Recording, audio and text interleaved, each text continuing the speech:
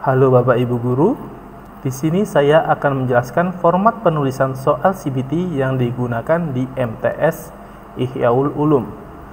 Ini bertujuan agar Bapak Ibu Guru memiliki gambaran seperti apa tampilan soal yang akan dikerjakan oleh para murid. Yang pertama adalah soal jawaban tunggal. Formatnya seperti ini. Yang pertama adalah modul. Modul ini biasanya diisi dengan nama mapel spasi jenjang kelasnya. Misal contohnya nama mapelnya informatika, jenjang kelasnya adalah 7.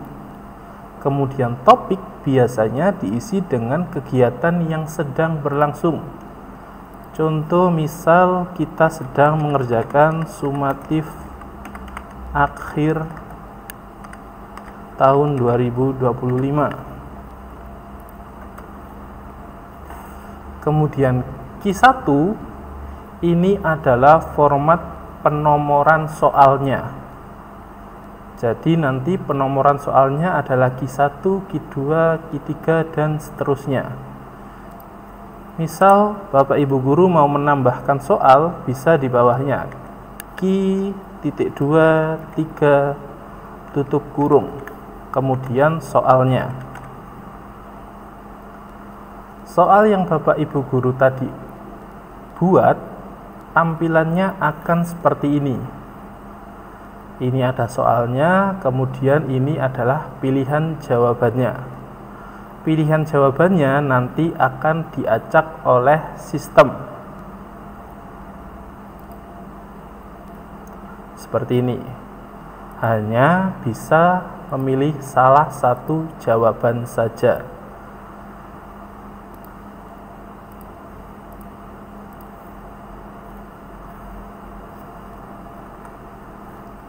Yang kedua adalah format penulisan soal benar salah.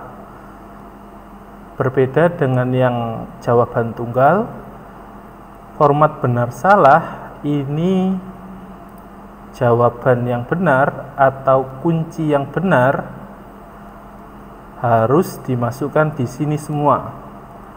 Apabila ada 2, maka harus dimasukkan ke dalam sini. Misal ada 3, B, C, dan D. Maka formatnya jawaban yang pertama, koma, jawaban yang kedua, dan seterusnya.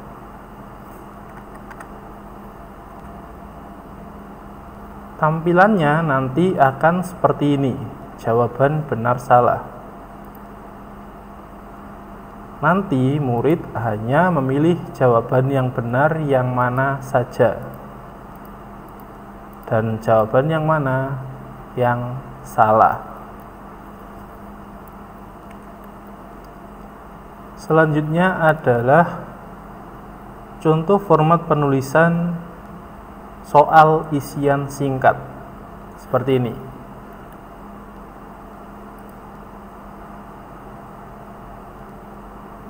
Berbeda dengan yang tadi, untuk penulisan format isian singkat hanya pilihan jawaban satu saja, yakni A saja. Kami menghimbau untuk isian singkat ini jawabannya hanya satu kata saja, agar murid bisa menjawab dengan benar. Kenapa hal tersebut bisa terjadi? Karena apabila ada jawaban yang salah, satu huruf saja, maka dia akan dianggap salah. Jadi kami sarankan untuk hanya satu kata saja. Tampilan soalnya nanti akan seperti ini. Murid akan mengetikkan jawaban yang mereka anggap benar.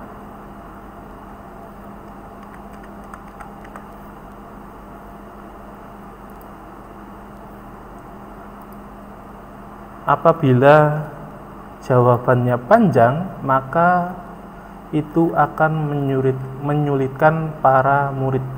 Jadi kami menyarankan hanya satu kata saja. Selanjutnya adalah format penulisan menjodohkan. Format penulisan soal menjodohkan. Formatnya seperti ini. Ini adalah formatnya. Ini tidak boleh dihapus. Responses right, TMF responses.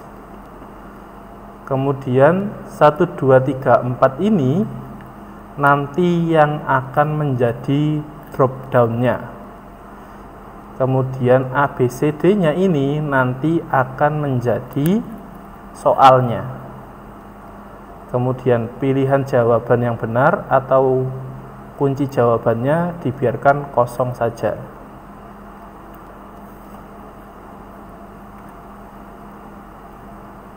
Tampilan soalnya nanti akan seperti ini. Soalnya kemudian yang 1, 2, 3 tadi akan menjadi pilihan jawaban drop down-nya.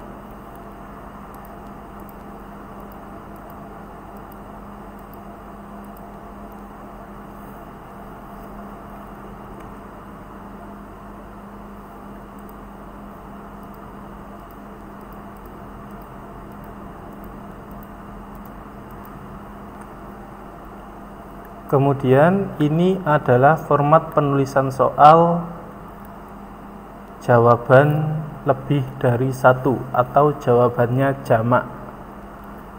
Nanti akan ditambahi format TMF checkbox sebelum pilihan jawaban.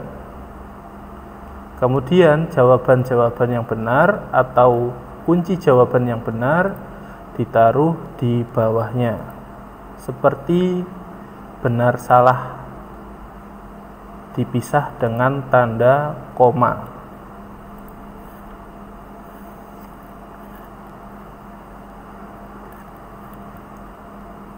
TMF checkbox ini adalah formatnya dari sana, tidak boleh dihapus. Kalau ini Anda hapus, maka soalnya nanti akan berubah menjadi soal benar salah. Tampilan soalnya nanti akan seperti ini. Jadi siswa nanti akan memilih soal atau pilihan jawaban mana saja yang mereka anggap benar.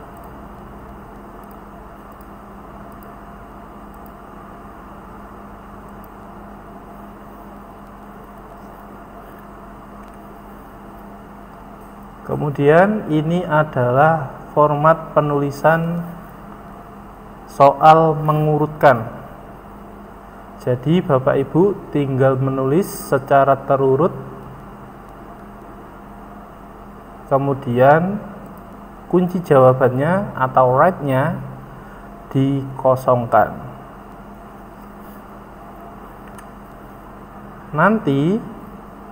Nanti pilihan jawabannya atau tampilan soalnya akan seperti ini. Jadi murid akan mengurutkan ini pada urutan keberapa saja.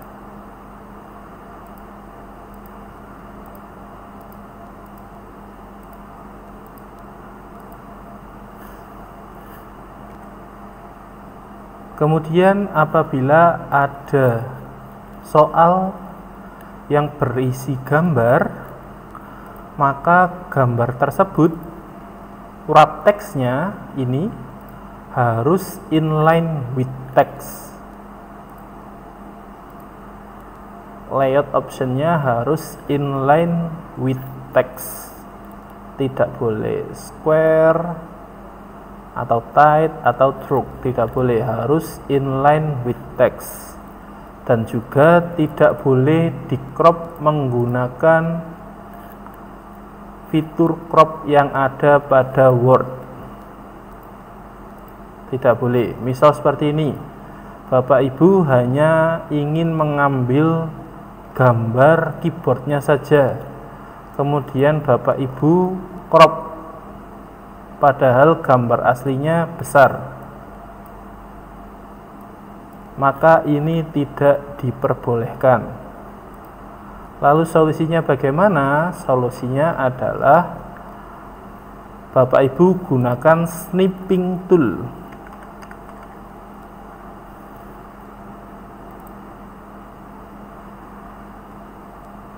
Nah, seperti ini.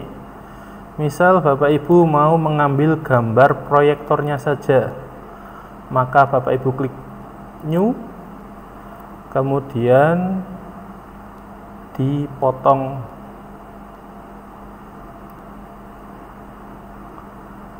Kalau sudah, hasilnya akan di sini. Bapak Ibu copy, kemudian paste di sini.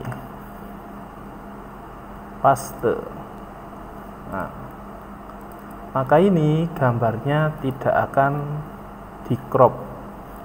Gambar aslinya ya segini.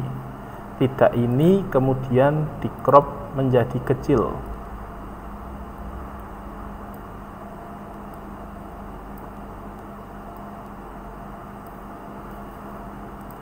Tidak seperti ini. Kenapa ini tidak kami sarankan menggunakan crop? Karena nanti waktu diupload di aplikasi CBT, gambarnya akan tetap menggunakan gambar aslinya yang besar seperti ini. Contoh tampilannya nanti akan seperti ini. Apabila gambarnya memang besar, kemudian menggunakan fitur crop, maka tampilannya tidak sesuai apa yang diharapkan. Berbeda dengan apabila memang kita potong menggunakan snipping tool, maka tampilannya sesuai dengan apa yang pengen kita gunakan saja. Jadi kalau mau mengambil dari sebuah gambar yang besar, maka gunakanlah snipping tool. Kemudian gambar juga tidak kami sarankan dijadikan sebagai opsi drop down, karena nanti gambarnya tidak akan muncul. Maka kami menyarankan gambarnya ditaruh di bagian ABC-nya saja, kemudian teksnya atau pilihan yang harus ditaruh di drop down lebih baik berupa teks saja.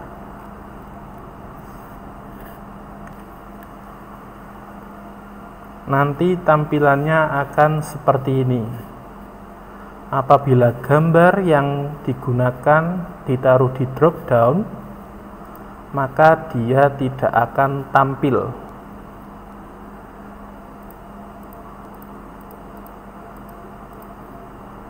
Maka kami menyarankan gambarnya ditaruh sebagai pilihan pertanyaan, kemudian teksnya ditaruh sebagai drop down. Jadi gambar tidak bisa digunakan sebagai drop down. Kemudian apabila menggunakan soal berupa benar salah yang ada gambarnya di dalamnya, gambar dan teks yang digabung, maka kami menyarankan gambar tidak ditaruh di paling awal maupun di paling akhir. Kami sarankan gambar ditaruh di antara teks. Jadi terlebih dahulu teks, kemudian gambar, kemudian teks lagi. Kenapa kok seperti itu? Nanti pada tampilan CBT-nya, gambar itu akan lompat-lompat posisinya. seperti ini. Lebih baik ditaruh di antara kata. Apabila ditaruh di paling awal, dia akan seperti ini, dan ditaruh di paling akhir juga seperti ini. Kalau kita kecilkan, dia akan bergeser terus, tetapi yang ini tidak bergeser. Kalau kita kecilkan lagi, nah ini bergeser, ini bergeser. Tapi gambar yang ditaruh di antara kata, dia tidak akan bergeser.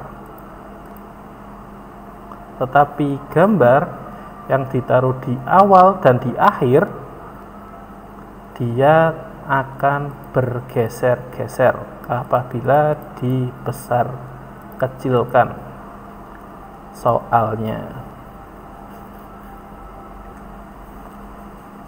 Soal benar salah juga minimalkan dari simbol, baik itu titik dan kawan-kawannya, seperti equation seperti ini. Minimalkan. Kenapa kok seperti itu? Karena saat dia dibesarkan soalnya, maka simbolnya ini akan bergeser-geser seperti gambar tadi.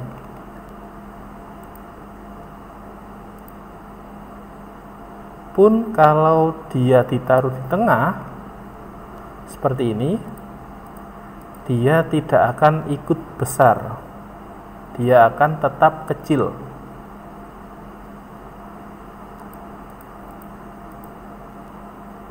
Maka minimalkan penggunaan simbol.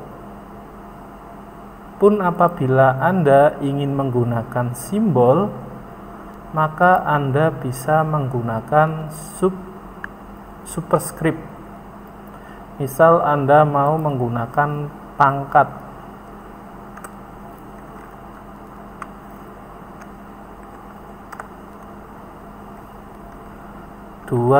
Pangkat 2, maka yang 2 ini bisa Anda pangkatkan menggunakan superscript.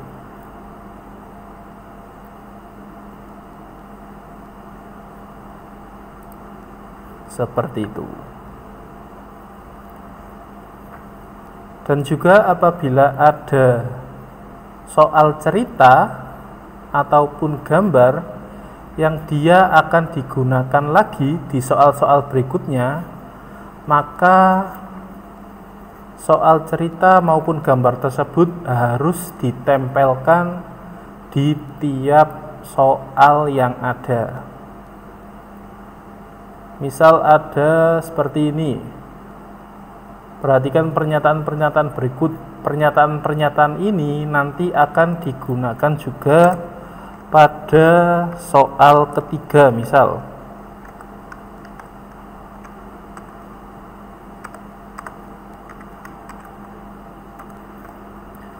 Maka Anda harus mengcopy semua soalnya.